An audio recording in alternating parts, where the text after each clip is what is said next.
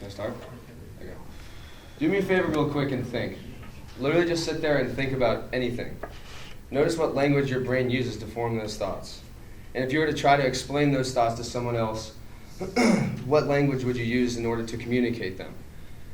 I would assume that you would use your linguistic knowledge, which you have subconsciously built since your day of birth, to translate your thoughts into coherent sentences, which would then be communicated to and understood by your listener. Because most people have this ability to think, speak, and understand language, it's something that's taken for granted. I intend to explain the science behind the acquisition of a first language to show exactly what we are taking for granted. I researched the case of Jeannie Wiley, a young girl robbed of the ability to form language.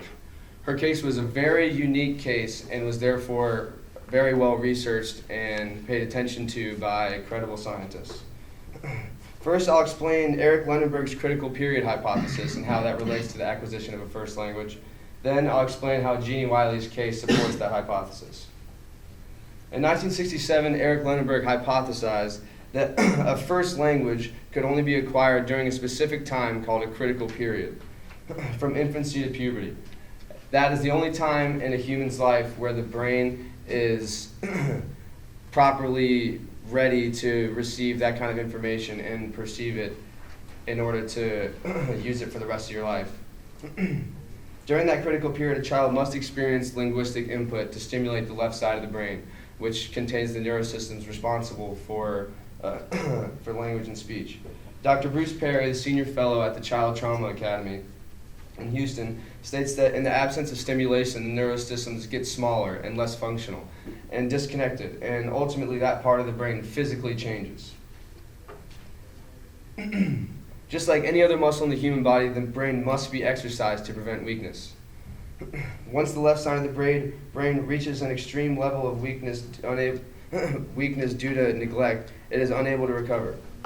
Basically, if the critical period is missed, there is no chance for the development of a first language.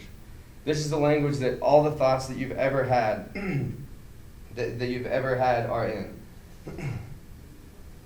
And the language used to make our ideas come to life.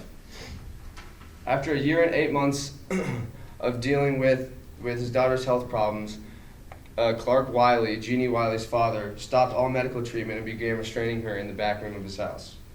For 12 years, Jeannie Wiley was strapped to an infant's potty chair during the day and confined to a homemade sleeping bag in a crib covered with chicken wire at night.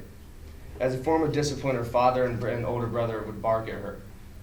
Because there was no TV or radio in the house and all conversation was obediently kept at a low volume, the only other sound she could have possibly heard for those 12 years were the occasional plane flying overhead through the little 2-inch crack in her window, or the toilet flushing in the room next to her. When she was rescued, she was completely unable to speak or walk or do any other things that a normal 13-year-old kid should be able to do.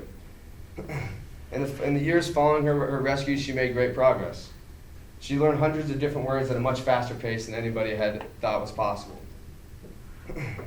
But as a professor of linguistics at UCLA, Susan Curtis, who worked very closely with Jeannie following her rescue, stated in an interview, "Language is not words. Language is grammar. Language is sentences. How do you make a sentence? What can be a sentence? How do you automatically know that something is a sentence?" Jeannie learned tons of new words, but because of the years of isolation, was physically unable to learn how they fit together. Because all the precious time we spent in elementary school, talking and listening, exercising our brains, and training our subconscious for the future, she spent alone, strapped to a toilet in silence. During that time, her brain grew so weak that once she had been rescued, a full recovery was not possible. Today, she lives in a mental institution in Los Angeles, still unable to correctly use language. The ability to speak and understand language is a beautiful thing. Eric Lunenburg hypothesized that the development of a first language becomes impossible for those who miss the critical period from infancy to puberty. The case of Jeannie Wiley is a real-world proof of his hypothesis. She spent 12 years in isolation and as a result was never able to learn a first language. I believe one of the keys to happiness is the appreciation of the little things.